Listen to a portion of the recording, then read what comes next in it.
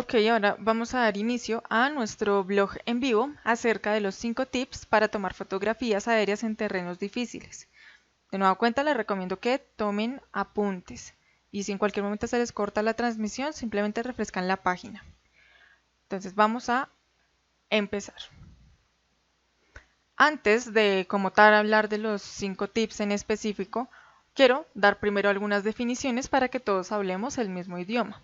Primero, hablaremos de fotogrametría y fotogrametría como tal es una técnica, no se define como una ciencia en todo el sentido de la palabra. Es más una técnica para capturar información y hacer mediciones a través de la luz. Esa es su definición etimológica, ¿sí? Entonces, en la teoría es eso, hacer mediciones a partir de la luz, pero en la práctica es convertir muchas fotografías individuales en un solo ortomosaico, que es como se denomina esta unión de fotografías, y a partir de esta información empezar a vectorizar y sacar información como elevaciones, detalles, áreas, volúmenes y demás. Específicamente estaré hablando de las fotografías digitales, es decir, aquellas que tomamos con dron o cámaras como tal, ¿sí? No las que se hacen desde aviones tripulados, sino que estaré enfocándome en las fotografías que tomamos con drones. Estas fotografías tienen algo que se llama resolución espacial. La resolución espacial está dada por píxeles. La distancia entre el centro de cada píxel es lo que conocemos como GSD.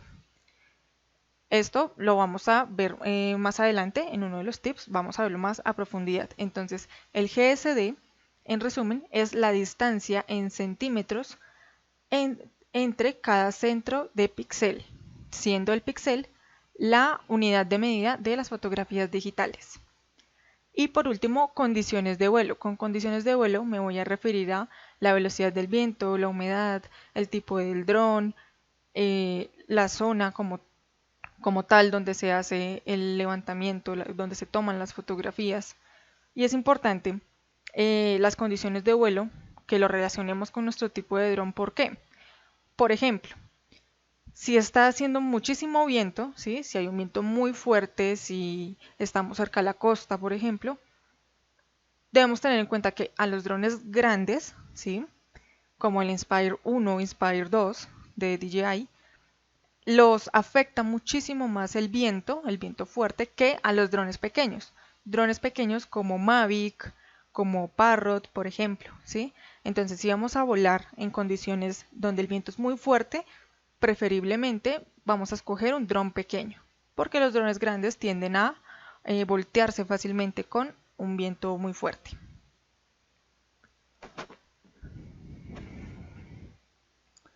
Dicho eso, vamos a el primer tip, que es mantener la altura de vuelo. La imagen que tenemos a la derecha no está ahí porque de pronto se vea bonita ni nada parecido, sino porque tiene elementos como tal del terreno, ¿sí?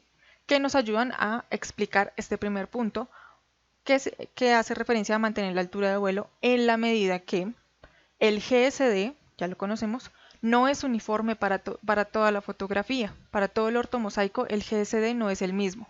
El valor de GSD que de pronto nos dan programas como Pix4D, como Agisoft, es un GSD promedio, ya que, como vemos aquí en esta imagen, tenemos zonas mucho más altas, tenemos valle, tenemos terrenos muy escarpados que aumentan la altura de vuelo, la cual es proporcional al GSD. Es decir, a mayor altura, mayor GSD, mayor distancia en centímetros entre dos píxeles va a haber. Entonces, entre más amplia sea esta distancia, entre más grande sea el GSD, menor va a ser el detalle que yo pueda ver en mis fotografías. El detalle en cuanto a forma y como tal la geometría. Entonces, en resumen, el primer punto hace referencia a mantener la altura de vuelo para que el GSD sea lo más uniforme posible. Y asimismo, el control de calidad que yo le hago a mis fotografías, pues pueda basarlo en este valor, ¿sí? Ya que si yo mantengo la altura de vuelo, voy a ceñir la información muchísimo mejor al terreno. ¿Qué programas me permiten hacer esta planeación de vuelo conforme al tipo de terreno que yo voy a estar trabajando? Por ejemplo, para los drones, para el dron Eevee de ala fija tenemos un programa que se llama eMotion, ¿sí? Ahí es donde podemos programar que el dron se ciña muchísimo mejor a la topografía.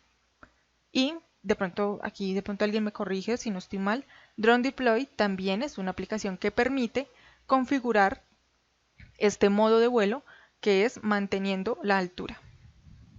Entonces, primer punto, mantener la altura de vuelo. Segundo punto, y vamos a hablar de un caso muy especial y es cuando queremos hacer fotogrametría y hay muchos árboles. Como tenemos aquí en esta imagen, tenemos bastantes árboles y sobre todo un aspecto muy importante, tenemos patrones de colores y formas muy uniformes, ¿sí? Son muy homogéneos, son prácticamente todos lo mismo. Esto pues lo veremos más adelante. Para estos casos donde tú tienes que hacer un levantamiento fotogramétrico, de pronto en agricultura de precisión, ¿sí? Y tienes que levantar un terreno con muchos árboles, se recomienda volar un poco más alto, ¿sí? De modo que en las fotografías se pueda capturar parte de terreno, como tal de tierra, pues, ¿sí? De topografía, no tanto los árboles como tal. Entonces, cuando el programa en tu programa de preferencia, en el que quieras postprocesar las fotografías, cuando se ingresa esta información, el programa va a poder interpolar muchísimo mejor el modelo digital de terreno con relación a esa información de demás que tú le vas proporcionando. Entonces, resumen del punto número 2, del tip número 2, cuando hay árboles, volar un poco más alto. Tip número 3. Dividir en franjas los terrenos inclinados. Aquí tenemos otro caso especial de levantamiento para terrenos difíciles. ¿Cómo son los terrenos inclinados? Eso también va muy de acuerdo a agricultura de precisión. Esto lo vemos mucho en agricultura de precisión. Entonces, ¿a qué me refiero con dividir en franjas los terrenos inclinados? Aquí en pantalla tenemos un ejemplo y va orientado a lo mismo, a mantener la altura de vuelo. Obviamente, estas franjas, como tenemos aquí, franja 1, franja 2, franja 3, estas se van ciñendo muchísimo mejor al terreno, pero sobre todo su característica es conservar la altura de vuelo con respecto a la topografía. Estas franjas obviamente deben tener una zona en común, ¿sí?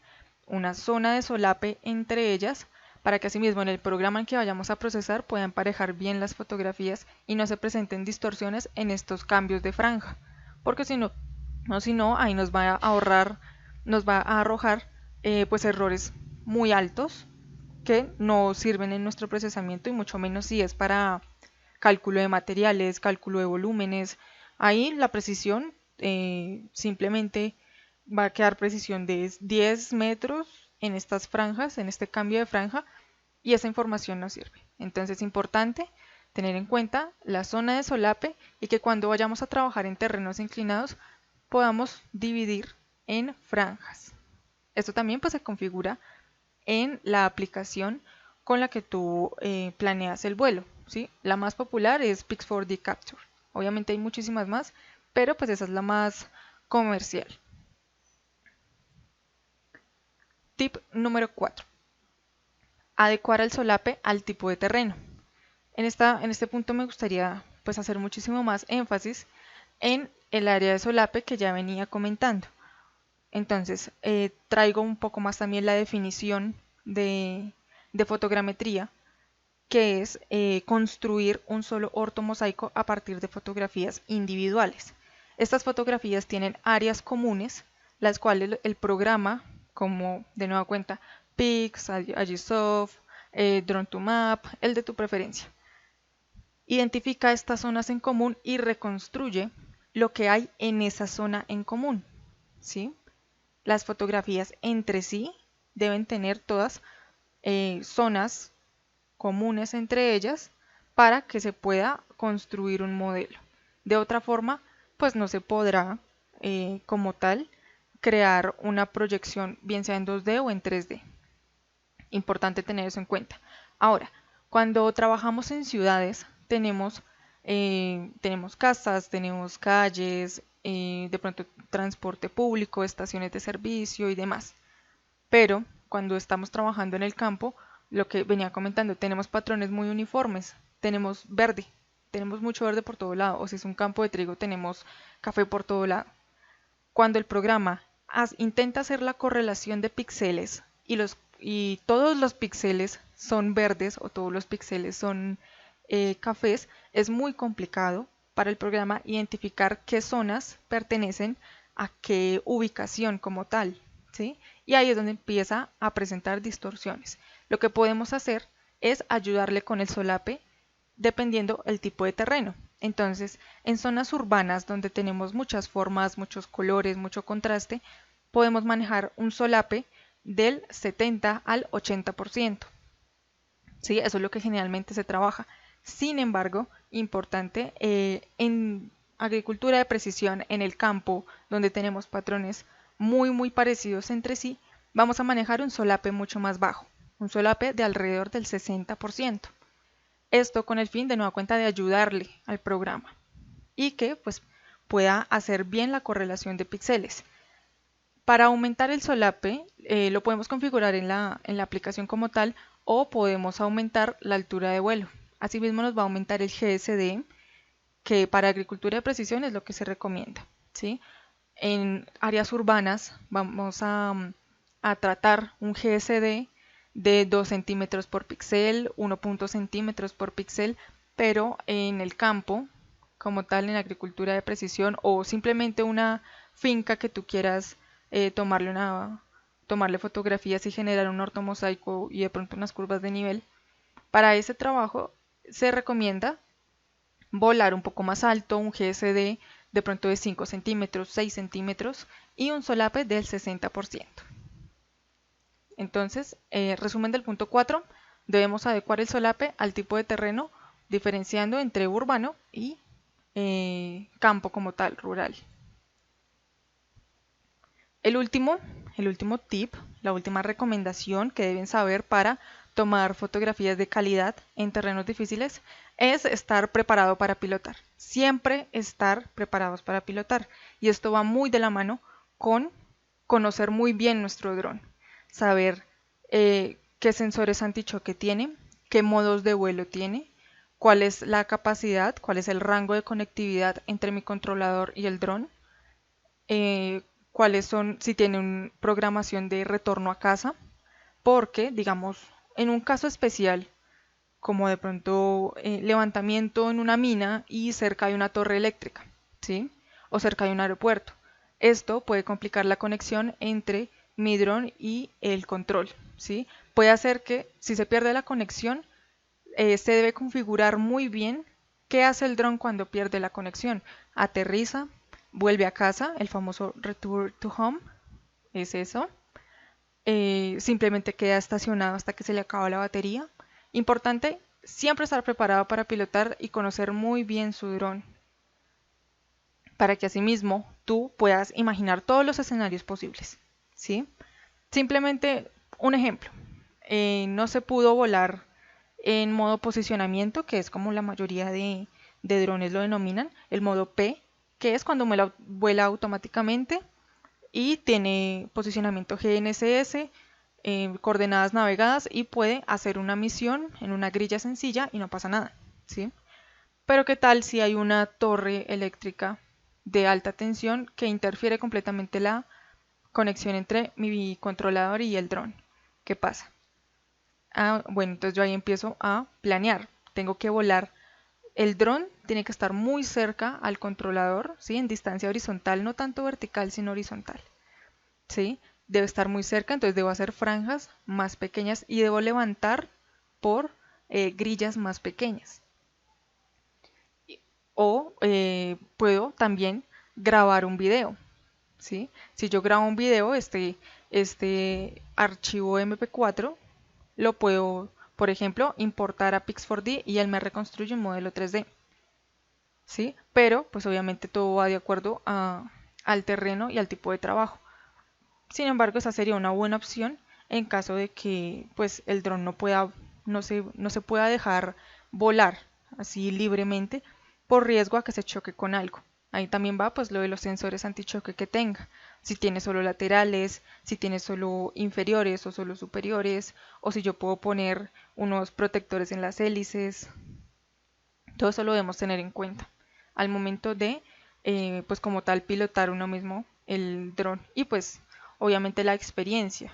No es simplemente decir, no, pues eso vuela y yo le voy a iniciar misión y ya le empieza a volar solito. No, porque siempre debemos estar preparados para pilotar ante cualquier eventualidad, teniendo en cuenta pues ya lo que veníamos comentando del traslado, altura de vuelo, zonas en común, el GSD y pues obviamente los objetivos de nuestro levantamiento. Eso sería pues básicamente los 5 tips para levantar o tomar fotografías aéreas en terrenos difíciles. Ya damos por terminada esta sesión, que estén muy bien, muchísimas gracias por asistir y nos vemos en una próxima ocasión.